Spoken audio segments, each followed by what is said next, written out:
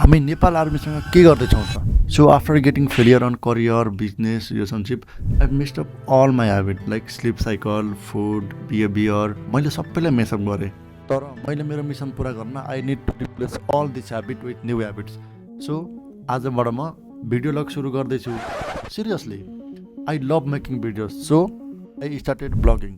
अनि आजको मेन कुरा, पेटनेस नेपालमा आर्मीको मेजर सरले फोन गरेर आफ्नो पेटलाई भ्याक्सिन लाउन सम्पर्क गर्नुभएको थियो। अब नेपाल आर्मीले नै हामीलाई ट्रस्ट गर्छ भन्न साथ हामी त एकदम खुसी थियौँ।